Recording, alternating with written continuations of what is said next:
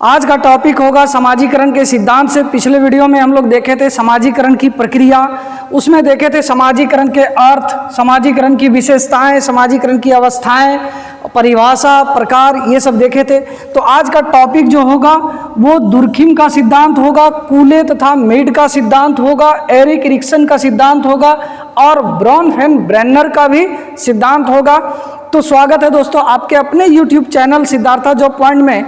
तो आइए वीडियो शुरू करते हैं हम लोग। आज का टॉपिक है समाजीकरण के सिद्धांत से। देखिए, समाजीकरण के सिद्धांत में हम लोग देखेंगे आज दुर्खिम का सिद्धांत, कूले का सिद्धांत, मेड का सिद्धांत, एरिक एरिक्सन का सिद्धांत और ब्रॉनफेन-ब्रेनर का सिद्धांत। जो भी समाजीकरण के अर्थ, परिभाषा, प्रकार, कारक नहीं देख पाए हैं, आप डिस्क्रिप्शन लिंक में जाकर उस वीडियो को देख लीजिएगा।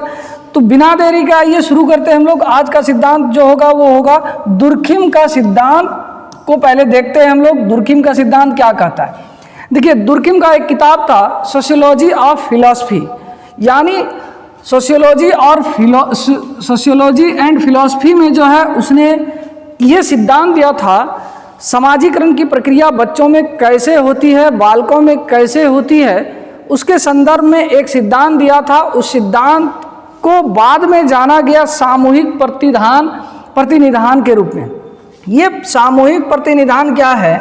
देखिए, इसने जो है अपनी पुस्तक सोशियोलॉजी एंड फिलॉसफी में कहा, किस पर जोर दिया कि व्यक्तिगत विकास के लिए समाज की भूमिका बताया। समाज की भूमिका, यानी दुर्खिम का मानना है कि किसी भी बालक में समाजीकरण यानी सामाजिक विकास जो है समाज की देन होती है। बिना समाज के समाजीकरण संभव नहीं है। और समाज में सिर्फ कोई एक व्यक्ति नहीं होते हैं, समूह में होते हैं, झुंड में होते हैं, कई लोग होते हैं, माता पिता होते हैं, बड़े लोग होते हैं, उसके दोस्त होते हैं, रिश्तेदार होते हैं। फिर इसके बाद ये कई चीज़ यानी वो एक समूह बनाता है और उस समूह के आधार पर बालकों में समाजीकरण की प्रक्रिया होती है। जैसा कि हम लोग जानते हैं कि शिशु जब जन्म लेता है तो वो सामाजिक रूप से उसके अंदर शून्य होता है, लेकिन वो जैसे जैसे बड़ा होता है तो उसके अंदर समाजीकरण प्रवेश करने लगता है, उसके अंदर समाजीकरण का विकास होने लगता है। तो इस समाजीकरण को उन्होंने कहा सामूहिक प्रतिधान, यानी जो समूह के द्वारा सीखते हैं। समाज में कई समूह हैं, उसके द्वारा सीखा जाता है, जिसको कलेक्टिव रिप्रेजेंटेशन भी कहते हैं। देखिए, उसने क्या कहा, उसके अनुसार बालक जिस समाज में जन्म लेता है वह उस समाज का आचरण एवं व्यवहार के अनुसार अपने आचरण व्यवहार को करने लगता है। यानी अब किसी समाज में है, उस समाज का जो भी आचरण होगा, जो भी व्यवहार होगा, बच्चे भी उसी आचरण को, उसी व्यवहार को एक्सेप्ट करते हैं या उसमें वो चीज़ विकसित होने लगते हैं। और ये चीज़ हम लोग देखते भी हैं कई मौक़ों पर कि यदि किसी का सोसाइटी गंदा सोसाइटी है, अच्छा सोसाइटी नहीं है, वहाँ अच्छे बर्ताव करने वाले लोग नहीं होते हैं, व्यवहार अच्छे नहीं होते हैं, लोगों के आचरण अच्छे नहीं होते हैं, तो जो भी शिशु वहाँ पर पल रहा होता है, बढ़ रहा होता है, तो उसमें उसी टाइप का आचरण और व्यवहार प्रवेश कर जाता है, तो आचरण व व्यवहार करता है। इस प्रकार उसमें समाजीकरण होता है। यानी जो सामूहिक प्रतिनिधित्व कहा, उसने क्या कहा, सामूहिक प्रतिनिधान यानी कलेक्टिव रिप्रेजेंटेशन जो कहा, उसने कहा कि इसी के आधार पर उसके अंदर आचरण होता है, जिसके कारण वो समाजीकरण को सीख पाता है। और उसमें सामूहिक चेतना क्या हुआ, कलेक्टिव कॉन्शियसनेस, यानी सामूहिक चेतना क्या होता है कि चेतना जो भी वो चीज़ देखता है, सुनता है, उसके मस्तिष्क में वो चीज़ वो स्टोर होता है समूह के रूप में, और वही चीज़ करना चाहता है जो उसके समाज में सामूहिक रूप से होता है। कहने का मतलब कि किसी समाज का जो भी परंपरा होगा, जो नियम होगा, जो कानून होगा, जो तौर तरीका होगा, जो रीति रिवाज होगा, बच्चे उसी को अपने चेतना में प्रवेश करेगा और उसी के आधार पर वो इस चीज़ को भी सीखेगा। आगे कहता है समाज की मान्यताएं, मानक, रीति रिवाज एवं परंपरा उसका प्रतिनिधित्व करते हैं। यानी जो लीडरशिप करते हैं, जो प्रतिनिधित्व करते हैं, यानी समाज की मान्यताएं, जो भी समाज में मान्यताएं। और हम लोग जानते हैं कि हमारा देश विविधताओं का देश भी है। यहाँ पर कई धर्म के लोग हैं, कई भाषा के लोग हैं, कई तरह के व्यवहार के लोग हैं, व्यवहार करने वाले लोग होते हैं, कई संस्कृति है यहाँ पर। तो जिस संस्कृति में कोई बच्चा जन्म लिया है, जिस धर्म में जो बच्चा जन्म लिया है, वो उसका लीडरशिप करता है, यानी प्रतिनिधित्व करता है, और लोग उन्हें मानते भी हैं। अब देखिए कि आपके समाज में या हमारे समाज में कोई ऐसे रीति रिवाज है जो उसको हम करते हैं, और यदि हम नहीं करें तो हम एक तरह से कहें कि उस समाज के हिसाब से मेरे अंदर समाजीकरण नहीं हुआ। अब कोई दूसरे समाज में उसके विपरीत कोई है, विपरीत कोई विचारधारा है, तो वो उस चीज़ को मानता है।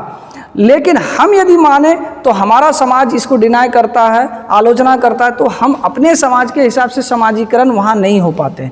तो दुर्खिम कहता है कि जो प्रतिनिधित्व करता है लोग उन्हीं को मानता है, और इसे ही दुर्खिम क्या कहता है, कलेक्टिव रिप्रेजेंटेशन, यानी सामूहिक प्रतिनिधित्व, यानी जिसको कहा गया सामूहिक प्रतिनिधान भी, सामूहिक प्रतिनिधान या सामूहिक प्रतिनिधित्व। आगे है प्रत्येक समाज में अपनी विचारधारा।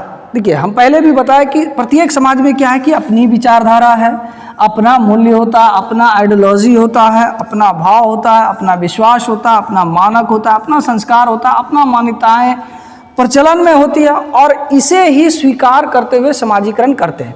कोई शिशु जन्म लिया हुआ है हमारे समाज के बीच में, और उसको यदि हम कहीं भेज दें, कहीं सुदूर अफ्रीका देश में भेज दें, अफ्रीकी देश में किसी देश में भेज दें, या फिर इंग्लैंड भेज दें, अमेरिका भेज दें, तो बच्चे बड़े होकर वहाँ के समाज के हिसाब से, यानी वहाँ के विचारधारा को मानने लगेगा, वहाँ के मूल्यों को समझने लगेगा, वहाँ के आदर्श, भाव, विश्वास, मानक, संस्कार, यानी सब चीज़ वहाँ का वो मानने लगेगा।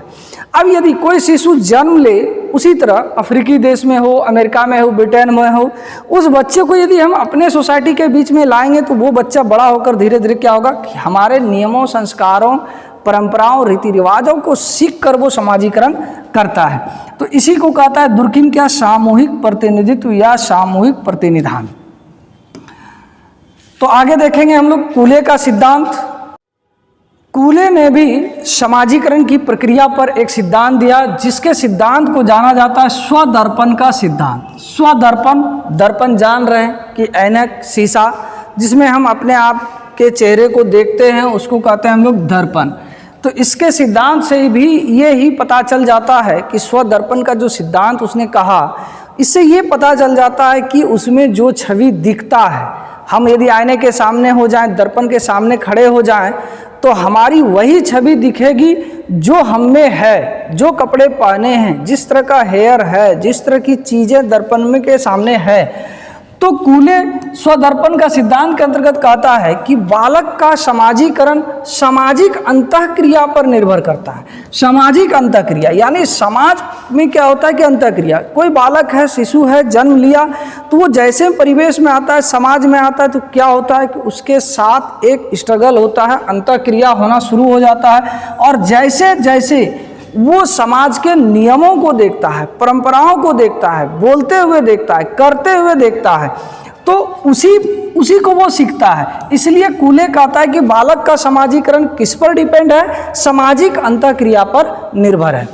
समाज के अन्य लोगों तथा विभिन्न पहलुओं के संपर्क में आते रहने से बालक की अपने बारे में अवधारणा विकसित तथा व्यापक होती जाती है। यानी जैसे जैसे बालक समाज में आता है, सोसाइटी में आता है, वहाँ अलग अलग चीज़, कई चीज़ों के संपर्क में आता है। कई चीज़ बोले तो जैसे कि समाज में क्या चीज़ पाए जाते हैं, समाज में कौन सी भाषा बोली जाती है, समाज में किस तरह का परंपरा है, किस तरह का रीति रिवाज है। देखिए ये समाजीकरण की प्रक्रिया में सब घुमा फिराकर एक ही बोल रहे हैं। ये कूले हो गया, मीड हो गया, लेकिन इसका जो एक अलग सिद्धांत है एरिक्सन का, वो मनोसामाजिक सिद्धांत, उसको डिटेल से ले जाएंगे, वहाँ से कई बार प्रश्न आता भी है। तो जिसके संपर्क में वो आता है, बालक उसके बारे में ही अपने आचरण को विकसित करने लगता है। यानी समाज में जैसा आचरण है, यही बात कह दिया कौन, मीड भी कहा था, यही बात मीड भी कहा था कि उसी तरह उसके अंदर क्या होता है, आचरण विकसित होने लगता है। यानी कोई भी अवधारणा विकसित होने लगती है तथा बढ़ती जाती है, व्यापक होती जाती है। यानी कहता है, कूले कहता है कि आईने के सामने हम खड़े होते हैं तो हम जिस तरह के अपने आप के छवि को देखते हैं, तो उसी तरह बालक धीरे धीरे जो चीज़ सीखता है वो समाज के नियमों परंपराओं को आईना समझते हुए अपने आप को खड़ा करता है कि समाज में लोग इस तरह के करते हैं, समाज में इस तरह की भाषाएं बोलती है, समाज में इस तरह के परंपरा हैं, समाज में इस तरह के कानून हैं, समाज में इस तरह के प्रतिबंध हैं। तो जब वो समाज के इन सभी चीज़ों को आईने के रूप में देखता है तो वही चीज़ अपने आप से वो तुलना करता है कि परंपरा ये है, हम ये कर रहे हैं, परंपरा ये है, हम ये कर रहे हैं, भाषा ये है, हम ये कर रहे हैं, इस चीज़ के बारे में लोग ये सोचते हैं, हम ये सोच रहे हैं। तब क्या करता है बालक, अपने आप को एक तरह से परिमार्जित करता है, सुधार करता है। जिस तरह हम आईने के सामने खड़े होते हैं, यदि हमारा हेयर अलग होता है, किसी तरह का डिफ़िकल्टी होता है चेहरे पे या फेस पर, तो हम सुधार करते हैं। उसी तरह बालक भी समाज के रीति रिवाज, परंपराओं, नियमों को सुधार करता है, और सुधार करते वो क्या करता है, अपने अंदर सामाजिकीकरण की प्रक्रिया को विकसित करते एक मैच्योर्ड सामाजिकरण का तौर तरीका सीख जाता है। कूले ने सामाजिकरण में प्राथमिक समूहों को सबसे अधिक महत्व दिया है। प्राथमिक समूह यानी प्राथमिक समूह में क्या है, परिवार है, पड़ोस है, खेल कूद यानी खेल समूह है। यानी शिशु जब जन्म लेता है तो सबसे पहला संपर्क उसका परिवार से होता है, और कहा भी जाता है कि शिशु का प्रथम पाठशाला परिवार है। वहीं पर वो चलना बोलना, नियमों तौर तरीकों यानी व्यवहार को सीखता है। फिर पड़ोस में, फिर उसके पड़ोस के संपर्क में आता है, फिर खेल समूह यानी जो उसके दोस्त होते हैं, खेल का मैदान या अपने पड़ोस के भी जो साथी होते हैं, हम उम्र साथी होते हैं, उसको उन्होंने खेल समूह कहा। और ये क्या है, प्राथमिक समूह है। ये तीनों प्राथमिक समूह महत्वपूर्ण माना है। और यहाँ से उसके अंदर अब जिन बच्चों के साथ खेलेगा उसके अंदर जैसा सामाजिकरण का भाव होगा, ये बच्चे भी वही सीखते हैं। पड़ोस में रह रहा है तो पड़ोस का जिस तरह का वातावरण रहेगा, सामाजिकरण का वातावरण रहेगा, बच्चों में भी सामाजिकरण उसी तरह आएगा, परिवार का भी। तो ये मानव स्वभाव को विकसित करने की नर्सरी है। कौन कहा, कूले कहा कि ये जो प्राथमिक समूह के रूप में परिवार हैं, पड़ोस हैं, खेल समूह हैं, ये सभी क्या है कि मानव के स्वभाव को विकसित करने का एक नर्सरी है। नर्सरी समझ रहे हैं, जहाँ पर पौधे वगैरह को लगाया जाता है, सींचा जाता है, फिर बड़ा होता है। तो नर्सरी में जितने अच्छे से हम पेड़ पौधे को विकसित कर पाएंगे, वो पेड़ उतना ही अच्छा क्वालिटी का होगा। तो कह रहा है कि परिवार उसका जितना अच्छा होगा, उसका स्वभाव उतना अच्छा, पड़ोस उसका जितना अच्छा रहेगा, मानव का स्वभाव उतना अच्छा। खेल समूह जो प्राथमिक, इसके अलावे और कई चीज़ है, क्योंकि यहाँ पर प्राथमिक समूहों के बारे में बात कर रहा है कूले। लगे हाथ मीड का सिद्धांत भी देख लेते हैं। देखिए ये जितने भी हैं, कूले, मीड और दुर्खिम, ये तीनों जो हैं ये सेम चीज़ बात कर रहे हैं, लेकिन कहने का इनका तरीका अलग है। देखिए कह रहा है, मीड कहता है कि बच्चों में जो सामाजिकरण होता है ये इसका आत्मचेतना पर आधारित है। आत्मचेतना किसको कहते हैं, जैसे कि मान लिया जाए कि कोई सजीव है, उसमें प्राण है, लेकिन शिशु जब जन्म लेता है तो उसमें आत्मा होती है लेकिन चेतना नहीं होती। चेतना का मतलब, ये शॉर्ट में बात करते हैं, चेतना वाला एक वीडियो बनाए हुए हैं, आप डिस्क्रिप्शन लिंक में वहाँ पर डिटेल से जाके देख सकते हैं, सिगमंड फ्रायड का है। तो चेतना का मतलब हुआ कि हम कोई चीज़ देखें तो हमारा मस्तिष्क उस चीज़ को कितना स्टोर कर पाया, संरक्षित कर पाया, सेव कर पाया, तो उसी से चेतना हो गया। तो इसका सिद्धांत किस पर आधारित है, आत्मचेतना पर आधारित है। इस सिद्धांत को मैं और मुझे का सिद्धांत भी कहा जाता है। देखिए मैं क्या हुआ कि चूंकि जब छोटे बच्चे होते हैं वो अपने मन की करता है, अपने हिसाब से खेलेगा, अपना खेल खेलेगा, अपना काम करेगा, अपना। आप देखें छोटे बच्चे जो होते हैं, किचन सेट वगैरह ले लेती है लड़कियां और अपने में खाना बना रही है, ईंट पत्थर का, आलू वगैरह सब्जी वगैरह बनाती है, वो उसका मैं की भावना है। अब जैसे जैसे उसको लगता है कि हम जो कुछ भी करते हैं ये हमारा ही, हम ही सही हैं। आप यदि किचन सेट से बच्चे काम कर रहे हैं, खाना बना रहे हैं, और आप उसको डिस्टर्ब कर दीजिए, तब देखिए आपके लिए कैसा फार्मूला निकलेगा। फार्मूला समझ रहे हैं? तो यानी उसमें उसकी मैं की भावना होती है, वो अपने दुनिया में खोए रहते हैं। और जैसे जैसे वो समाज के संपर्क में आता है, जब वो समाज के नियमों, तौर तरीकाओं, परंपराओं तौर तरीके, परंपराओं, रीति रिवाजों को जब वो देखता है तो धीरे धीरे अपने आप को मुझे में ले जाता है। यानी मुझे क्या करता है कि समाज में जो नियम परंपरा लोग हैं उसको समानता में लाने का ये कोशिश करता है। और जैसे किसी बच्चे में उसके संपर्क में आता है या उसके दायरे में आने लगता है, उसके लेवल में आने लगता है, तब बच्चों में मुझे की भावना विकसित होने लगती है। इसका विचार है कि बालक धीरे धीरे ये समझने का प्रयास करने लगता है कि मेरे बातों का अन्य लोगों पर क्या प्रभाव पड़ता है। लेकिन पहले उसमें क्या रहता है, मैं की भावना रहती है। और जैसे शिशु बड़ा होता है, धीरे धीरे होते होते होते उसको लगने लगता है कि हम यदि कोई काम कर रहे हैं, हम कोई बात बोल रहे हैं, हम यदि कोई खेल कर रहे हैं, तो हमारा प्रभाव दूसरों पर कैसा पड़ रहा है। जब इसको ये चीज़ ज्ञान हो जाए, बड़े लोगों को भी ये चीज़ ज्ञान हो जाए कि हम ऐसा कर रहे हैं तो लोग क्या सोचेंगे, तो आप, इसका मतलब है कि आपके अंदर समाजीकरण, समाज के नियमों तौर तरीकाओं का आपके अंदर ख्याल आ रहा है। नहीं तो लोग अलग ही करते हैं विकसित होने के लिए, तो क्या प्रभाव पड़ता है। इसी के साथ स्व का विकास होता है। स्व यानी स्व मतलब अपना, अपनत्व का विकास होने लगता है कि हम कहाँ पर हैं, प्रारंभ हो जाता है। यह लोगों के व्यवहारों का अनुकरण भी प्रारंभ कर देता है। अनुकरण यानी नकल करना, जो बड़े लोग करते हैं या उसके समाज के लोग करते हैं या परिवार के लोग करते हैं, तो बच्चे वैसे वैसे अपने आप को अनुकरण करने लगता है।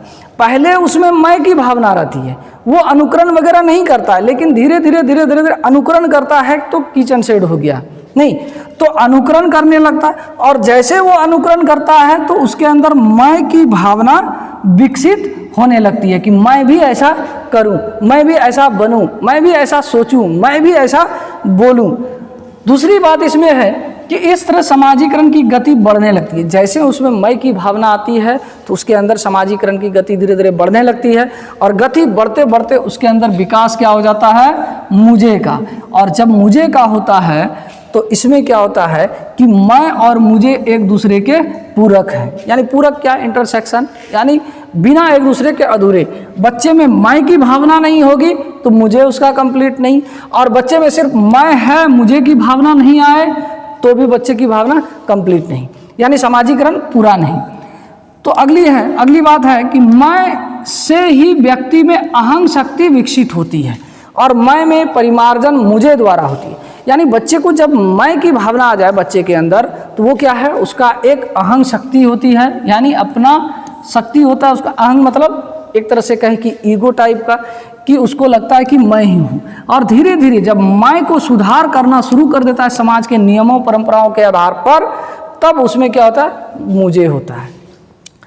मुझे के प्रभाव के कारण लोगों के व्यवहारों में जहाँ समानता आती है, यानी जैसे उसमें मुझे की भावना आती है तभी उसमें समानता आती है। कहने का मतलब कि हम जो भी हैं सब छोटे शिशु थे, तो पहले समाज के नियमों तौर तरीकों को धीरे धीरे सीखते हुए ये सोचने लगे कि लोग जैसे कर रहे हैं हम भी वैसे करेंगे। तो यही चीज़ क्या हो गया, उसके अंदर समानता की भावना। मैं के कारण उसमें अंतर स्पष्ट दिखाई पड़ता है, और किसी शिशु में, बड़े लोगों में मुझे की भावना है और छोटे में मैं है, तो इस वजह से दोनों में अंतर दिखते हैं कि छोटे बच्चे का सोच, चाल चलन, बोल चाल, भाषा, सोच, ये अंतर कर देता है क्योंकि उसमें मुझे की भावना नहीं होती है। तो ये था 3 दुर्खिम, कूले और मीड का सिद्धांत। अगले वीडियो में लेकर आएंगे हम एरिक एरिक्सन का और ब्रॉनफेन-ब्रेनर का सिद्धांत लेकर आएंगे। वीडियो देखने के लिए धन्यवाद, बहुत बहुत धन्यवाद। मिलते हैं अगले वीडियो में, तब तक के लिए जय हिंद।